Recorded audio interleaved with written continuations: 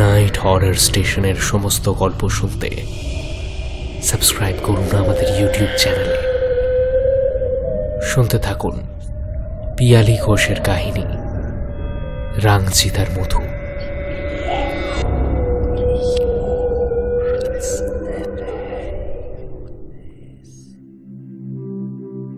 মাথার উপর চালা, গায়ে জড়ানোর কাপড়, পেটে দেওয়ার ভাত, এইটুকুই তো লাগে বেঁচে থাকতে। এর জন্যই প্রাণপাত, এর জন্যই এত লড়াই দিন রাত। আজ শুনবেন এক টুকরো লড়াই জীবনের, বাঁচার, বাঁচানোর। কে হারলো কে জিতলো হয়তো বুঝবেন না, দরকারও নেই। শুনতে থাকুন পিয়ালি ঘোষের কাহিনী রাংচিতার মধু।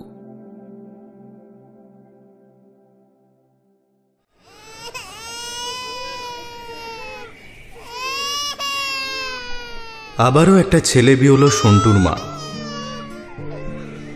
শরীর খেকো বরটা তাকে বছর বিয়ানি করে ছেড়েছে। হরেন মা কালীর থানে তার কপালে সিঁদুর লেপে ঘরে তোলার বছর খানিকের মধ্যেই তার কোল জুড়ে এসেছিল নধর গোপালের মতো ছেলে সন্টু। সদ্য মা হওয়ার আনন্দে তার পায়রার মতো বুকের খাঁচাটা আবেগে ভেসে উঠেছিল। আদরের প্রথম সন্তান ছেলেকে সারাক্ষণ সোনাটা সোনাটা করতে করতে কখন যে সে সন্টু হয়ে গেল তা কমলা টেরই পায়নি।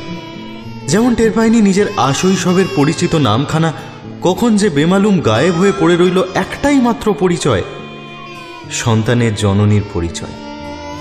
কমলা হয়েছিল সন্টুর মা, কোন রকম আক্ষেপ ছাড়াই, বরং এই নাম তার কাছে ছিল গর্বের। সন্টু অনেকক্ষণ বুকে মুখ লাগিয়ে পেটের খিদে না মেটালে তার বুকটা দুধের ভাড়ে টনটনিয়ে উঠত। সেই ব্যথায় কেমন যেন একটা ভালো লাগা আষ্টে পৃষ্ঠে মিশে থাকত। তেমনি টনটনে এক ভালো লাগার পরশ লাগত তার বুকে যখন কেউ তাকে সন্টুর মা বলে ডাকত। তারপর দিন পেরিয়েছে। সন্টু হামা টানার আগেই তার শরীরে ঢুকে গেছে আরেকটা বীজ। গর্ভের উর্বর জমিতে তরতরিয়ে বেড়ে উঠেছে সে। 9 মাস পর যখন ভূমিষ্ঠ হয়েছে তখন তাকে ঘিরে আর প্রথম সন্তানের আবেগ খুঁজে পায়নি সন্টুর মা। একটা ছেলের পর আরেকটা ছেলে। মনে মনে তুলতুলে একটা তুলোর পুতুল মেয়ের স্বপ্ন বুনেছিল। তাই মনের ভিতরটায় আবেগ বুড়বুড়ি কাটেনি। বুড়ি শাশুড়ি অবশ্য খুশিই হয়েছিল। দাওয়ায় ছেঁড়া ছেঁড়া রোদে পায়ের উপর নাতিকে শুইয়ে সর্ষের তেল মালিশ করতে করতে বলেছিল, ভালোই হয়েছে, গরিবের সংসারে যত হাত তত উপায়। প্যান্টুল পরতে শিখেই খাটতে বেরোবে।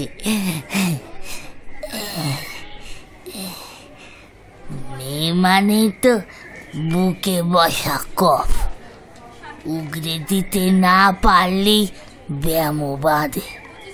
দুটো ছেলে উদম হয়ে দাওয়ায় ছাঁচতলায় ঘুরতে ঘুরতেই এলো বুকের কফ। একটা পুতুলকে চোখের সামনে নড়তে চড়তে দেখে মা হওয়ার পুরনো সুখটা বুকের মধ্যে যেন মাছের মতো ঘাই মারছিল। কোলের কাছে কাঁদতে থাকা মেয়েটাকে অশক্ত শরীরেও বুকের কাছে সাপটে ধরে মুখে গুঁজে দিয়েছিল খাবারের ভাঁড়ার।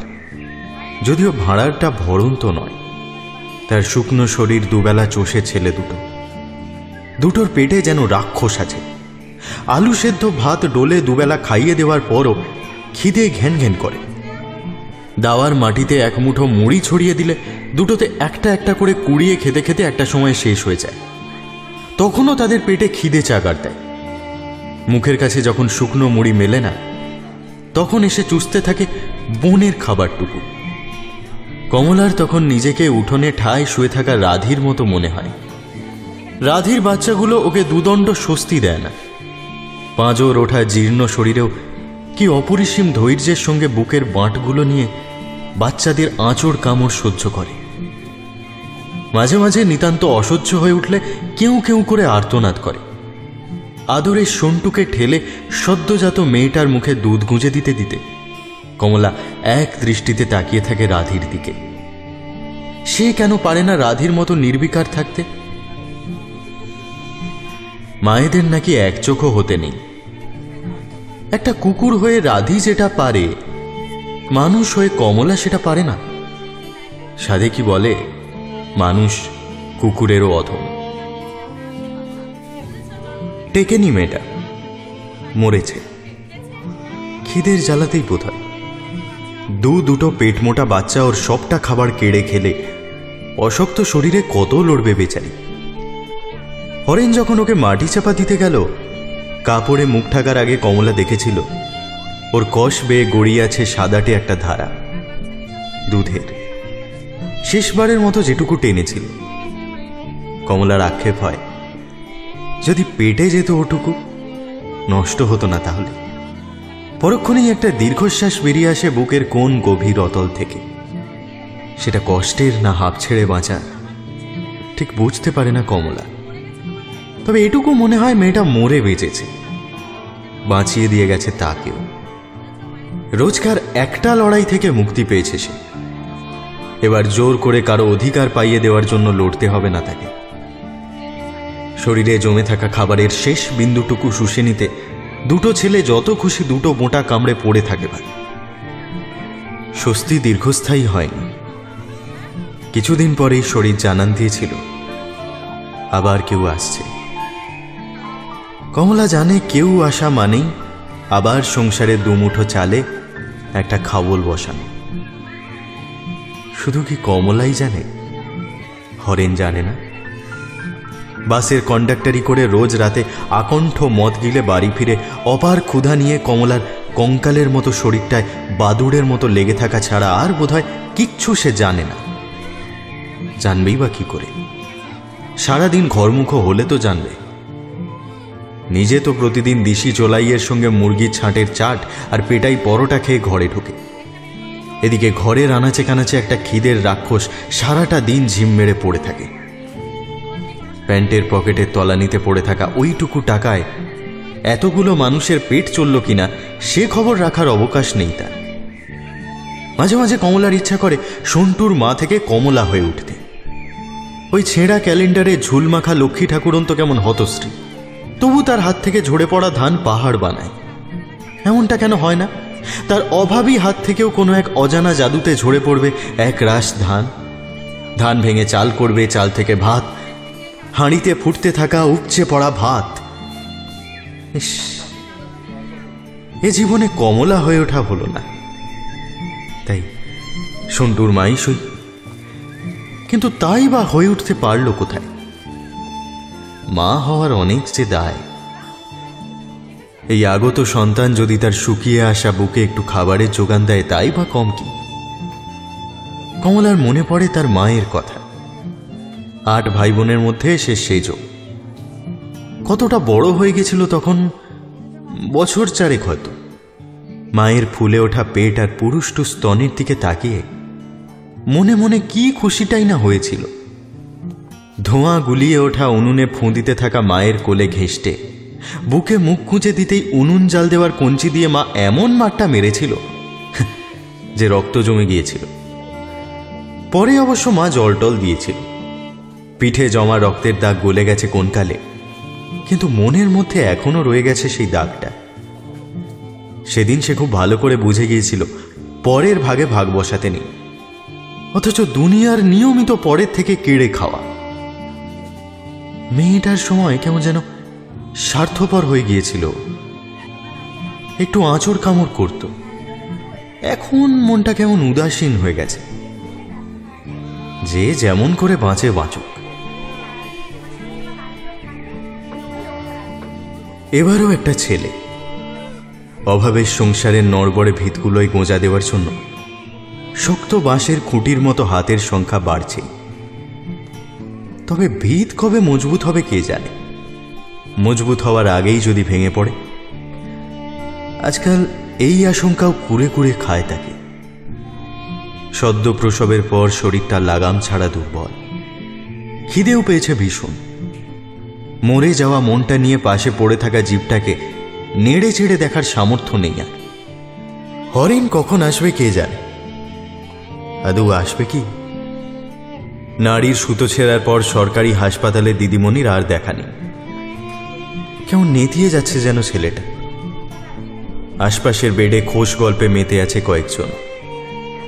মা হওয়ার প্রবল আনন্দে কত কি বকে চলেছে কেউ কেউ।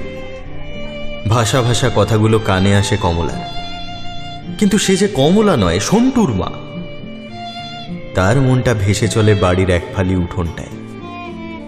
ছেলে দুটো কি করছে কে জানে। জন্মেও আদর নেই, ভালোবাসা নেই ছেলেগুলোর। যেন এঁটো পাতের ধারে পড়ে থাকা উচ্ছিষ্টের মতো অবহেলিত ওরা। ছেলে নিয়ে আদর আদিক্ষেতা গরিবের সংসারে মানায় না। প্রথম ছেলেকে একটু আদরেই রাখার চেষ্টা করেছিল, তারপর নিজেও বুঝেছে। শাশুড়ি বলে, যাকে যত আদরে জড়াবি, বয়স হলে সেই পেতম জ্যাটার বাড়িটা কষাবে। আমার অবস্থাই দেখ না, শেষ কুড়ন্তে ফেলনা ছেলেটাই আমার মুখে ভাত দিচ্ছে। সত্যি হরেনকে স্বামী হিসেবে, বাপ হিসেবে যত দোষী দেওয়া হোক না কেন, ছেলে হিসেবে সে কিন্তু মন্দের ভালো। উপরের চারটে দাদা আর দুটো দিদি যখন মায়ের মুখে ফ্যানটুকু ঢালে না, তখন সে তো মাকে নিজের কাছে রেখেছে অন্তত। কমলা ভাবে, গরিবের সংসারে অনেকগুলো ছেলের দরকার আছে বোধহয়। ভাগের মা গঙ্গা পাক আর নাই পাক, এখান ওখান কুড়িয়ে দুগাল ভাত তো পাবে। এখান থেকে খেদিয়ে দিলে ওখানে ঠাঁই তো পাবে। আচ্ছা, কে দেখবে তাকে? সন্টু, মন্টু, নাকি এই ছেলেটা? তার শাশুড়ির মতো বয়স হলে সে আদৌ কারো দেখার জন্য টিকে থাকবে তো? থাকবে হয়তো। শিরিঙ্গে খয়াটে চেহারার মানুষেরাই টেকে বেশি, যেমনটা তার শাশুড়ি। হাড়ের উপর ছাল পড়ানো বুড়ি এতদিন বেশ ছিল, এবার শীতেই যেন বড্ড বেশি কাহিল হয়ে উঠেছে। ওঠে না, নড়ে না, ঝিম মেরে শুয়ে থাকে। কতবার বুকটা ধক করে উঠেছে এই বুঝি মোলো ভেবে। তারপর গা ঠেলা দিতেই বুড়ি চোখ মেলে চেয়েছে। যদিও তাতে কমলা ঠিক কতটা নিশ্চিন্ত হতে পেরেছে তা সে নিজেই জানে না। কারো মৃত্যু কামনা করার মতো নির্দয় সে নয়। তবু যদি কেউ এমনিতেই ঝরে যায় ভালোই তো। দুবেলা দুগাল ভাত বড় দুর্মূল্য।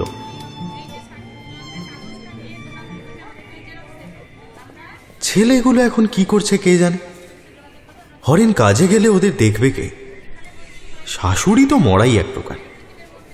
ওর শরীরটা জুতের হলে তাও কোনো চিন্তা ছিল না। হাসপাতালের বাইরে বিশাল আম গাছটায় মুকুল এসেছে। কুঁড়ি কুঁড়ি আম ধরেছে কত। কি সুন্দর গর্ভিণী গাছটা। প্রকৃতি গর্ভিণী হলে তাতে আলাদা সৌন্দর্য খেলা করে, কিন্তু হাভাতে ঘরের বউয়ের কাছে কখনো কখনো এটাই যেন অভিশাপ। ওদের উঠোনে একটা বাঁজা আম গাছ আছে। কতবার হাঁড়িতে চাল চাপাতে গিয়ে একদিকে ভাঁড়ারের চাল, অন্যদিকে খিদে কাঁদতে থাকা ছেলেদের মুখের দিকে তাকিয়ে তার মনে হয়েছে সেও যদি ওই আম গাছটার মতো নিষ্ফলা হতো, তাহলে কি আর সন্টুর মা হয়ে ওঠা হতো? তাহলে কি তার বুকেও একটা দুধের নদী লুকিয়ে থাকত? ছেলেগুলো কি করছে কে জানে।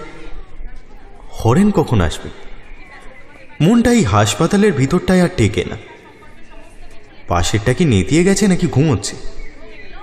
ভালো করে ছেলের দিকে তাকায় কমলা। কি রোগা এইটুকু হয়েছে ছেলেটা।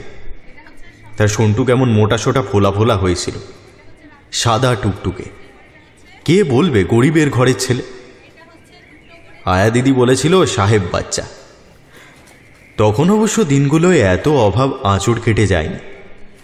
হরেনও ছিল অন্যরকম। প্রেম করে বিয়ে করা নতুন বউয়ের মাথার দিব্যি মেনে নেশা ভাঙ করত না। উপায়ের সবটা ঢেলে দিত কমলার আঁচলে। বলতো, এই কমলি, এখন থেকে হরেনের জীবনের গাড়িটা তো তুই ড্রাইভার। হ্যাঁ, দেখিস অ্যাক্সিডেন্ট করে বসিস নি আবার। তারপর আদরে আদরে ভরিয়ে তুলত তাকে। কমলাও বরের গলা জড়িয়ে বলতো, আমিও খারাপ ড্রাইভার নই, বুঝলে, তবে বেশি শয়তানি করলে ঘাট ধরে বাস থেকে নামিয়ে দেব। তবে রে,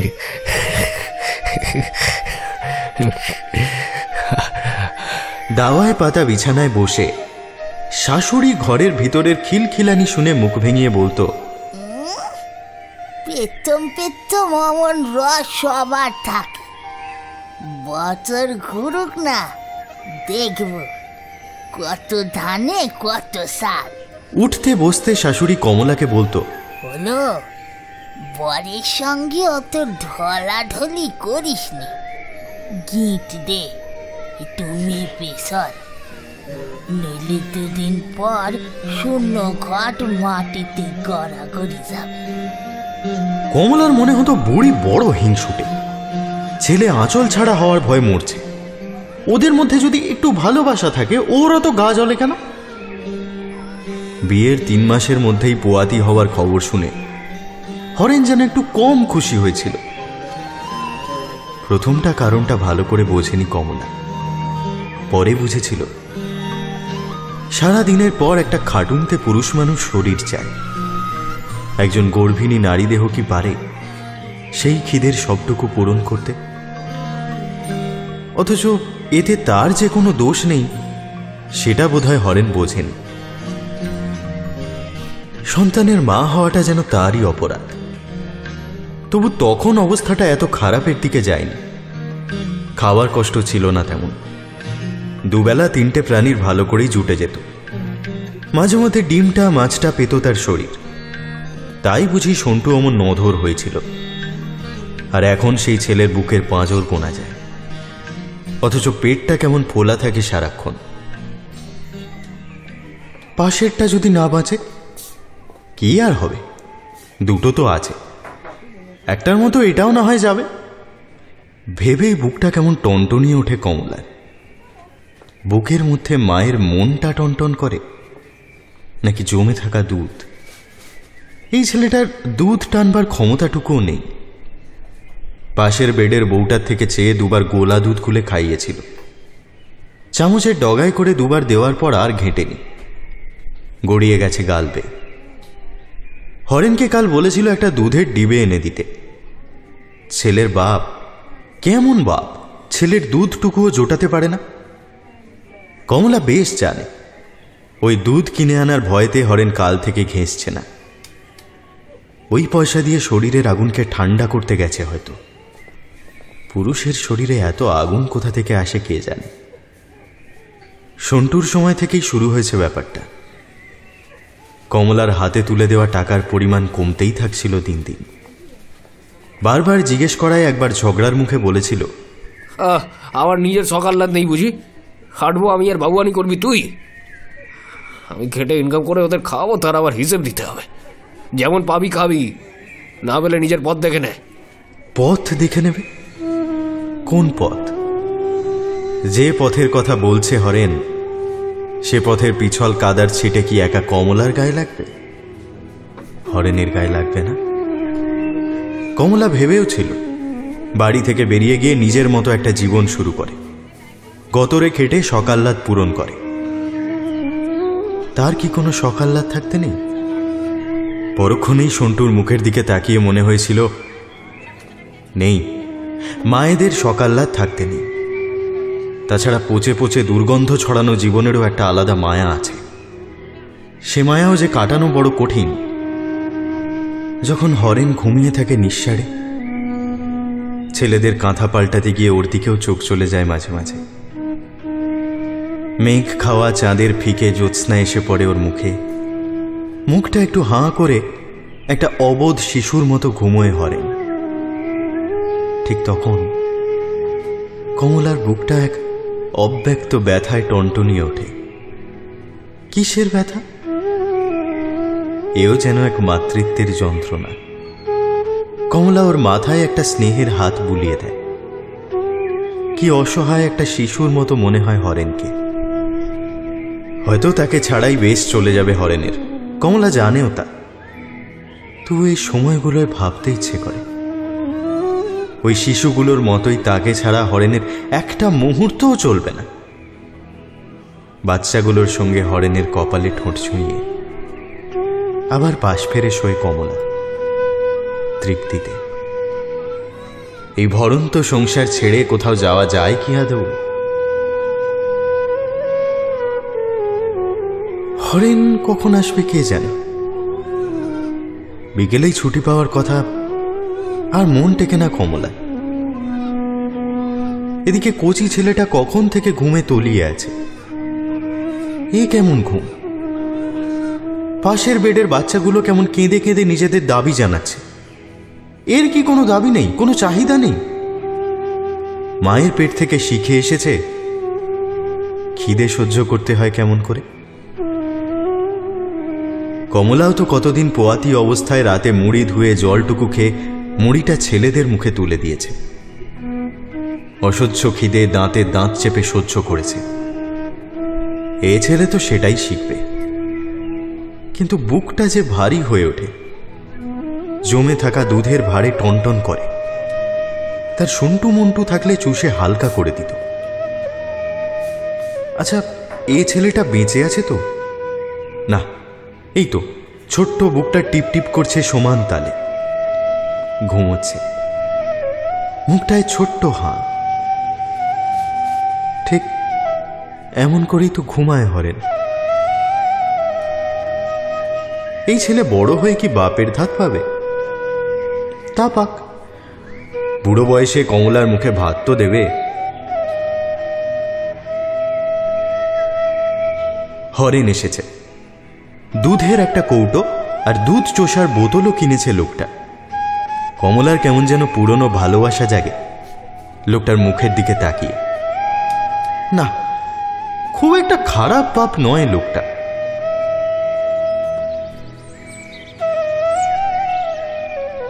ছেলে কোলে উঠোনে পা রাখে কমলা। শাঁখের পোঁ পোঁ করে মৃদু আওয়াজ হয়, যেন অপটু কেউ বাজাচ্ছে। কে আবার আদিক্ষেতা করে 3 ছেলের মা আশায় শাঁখ বাজায়।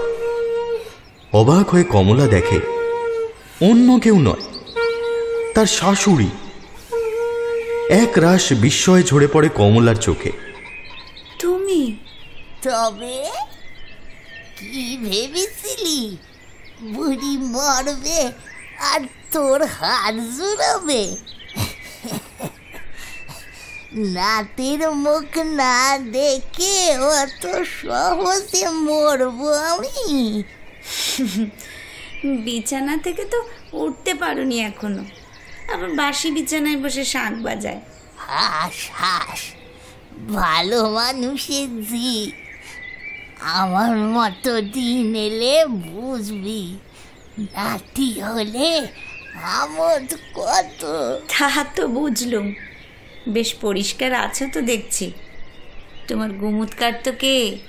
বড় বউ আসতো বুঝি? দূর দূর, আমার হরেন আছে না, এখন তো তোদের সার খান বাচ্চা। হরেন তো আমার বাপ আর তুই মা। ওই আনন্দেই থাকো। সন্টু মন্টু কই? ওই যে ওই বেড়ার পেছনটায়। কে যে ওদের ওই রামসীতার মধু খাওয়া শেখালো, সারাক্ষণ ওইখানেই পড়ে আছে। রাংচিতার মধু? নিমেষে কমলার মনটা হারিয়ে যায় অনেক কাল পেছনের ফেলে আসা দিনে। বর্ষার জল খেয়ে বেড়ার গায়ে লকলকে হয়ে গজিয়ে ওঠা রাংচিতা গাছগুলো ভরে গেছে অজস্র খুদে খুদে গোলাপি ফুলে। সেই ফুল ছিঁড়ে জিভে ঠেকাতে শিখিয়েছিল দিদি। কি স্বাদ! শিশুর জিভে মিষ্টি কিছুর স্বাদ বোধহয় আরো বেশি করে মিঠে হয়ে ওঠে। ফুলের পিছনে থাকা মিষ্টতার স্বাদ পেয়ে ছোট্ট মেয়েটা বলে উঠেছিল, মধু বুঝি এমনি খেতে? কোলের বাচ্চাটার কান্নার আওয়াজে বাস্তবে ফেরে কমলা। তার নেতিয়ে থাকা এইটুকু ছেলেটা আজ গলা ফাটাচ্ছে। নিজের বাড়িতে পা রেখে বুকে আর গলায় জোর পেল নাকি? শাশুড়ি বলে, গলা তো খুব হয়েছে, খুব গলা হয়েছে। ওরে, খিদে পেয়েছে ছেলেটার, যা দুধ দে। ওর দুধের অনেক হাঙ্গামা, গরম জল করে গুলতে হবে। কেন, বুকে কিছু নাই নাকি? ধুর, দুধ জমে টনটন করছে, টানে না ছেলেটা। তোদের যত ঢং, খাবার জিনিস খাবে না, ডিবি ধরাচ্ছে। আমি কি শখ করে ডিবির দুধ কিনতে বললুম? এমনিতে পকেট খা, দেখো না। বলতে বলতে বুকে ছেলের মুখ গুঁজে দেয় কমলা। কি আশ্চর্য, তার নেতিয়ে থাকা ছেলেটা সমস্ত প্রাণ শক্তি দিয়ে চুষে নিচ্ছে অমৃত। একটু একটু করে ভার কমছে, বুকের মধ্যে আবার জাগছে প্রথম মাতৃত্বের ভালো লাগা। সন্টু মন্টু হাঁটু মুড়ে দেখছে তাদের নতুন ভাইটা কেমন মায়ের বুক থেকে চুপচুপ করে দুধ টেনে খাচ্ছে। মায়ের বুকের ওই জায়গাটা তো তাদের ছিল, ভাইটা কেমন কোল জুড়ে আছে। অন্যদিকের স্তন বেয়ে টুপটাপ করে ঝরে পড়ছিল দুধের ধারা। অভাবের সংসারে ওটুকুও যে নষ্ট হতে দেওয়া যায় না। তাছাড়া ওদেরও তো ইচ্ছে হয়। ওদের ডাকলো কমলা। খাবি আয়?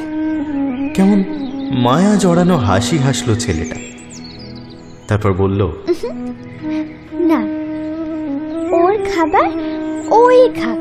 তারপর মন্টুর হাত ধরে বলল, ভাই ভাই চল, আমরা না ওই ফুলের মধু খাই, খুব মিষ্টি ওটা, জানো মা? একটু বিষণ্ণ হাসলো সন্টুর মা। না, তার ছেলেটা অনেক বড় হয়ে গেছে। রাংচিতা ফুল ভেঙে ভাইয়ের জিভে ঠেকিয়ে দিচ্ছে। ওদের মুখগুলো সেই অবর্ণনীয় মিষ্টতা চাখার আনন্দে কি সুন্দরী না দেখাচ্ছে। বেড়ার গা জুড়ে অনাদরে ফুটে থাকা অজস্র ফুলগুলোর দিকে তাকিয়ে সন্টুর মায়ের মনে হলো এই ফলন্ত জীবনটাই তার একমাত্র অস্তিত্ব। এখানেই তার বেঁচে থাকা সবটুকু আনন্দ ছড়িয়ে।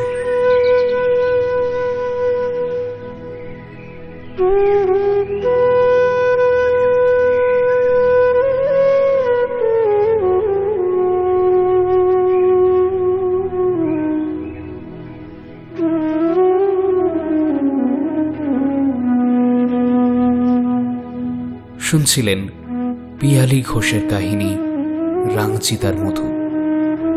গল্প পাঠে সায়ক আমান। গল্পের সূত্রধার আমি তমাল। বিভিন্ন চরিত্রে অভিনয় করেছে শিপ্রা, পূজা, দিগন্তিকা ও তমাল। শব্দ ও আবহ সঙ্গীতে সায়ক, পোস্টার ডিজাইনিংয়ে কভারম্যান অভিব্রত।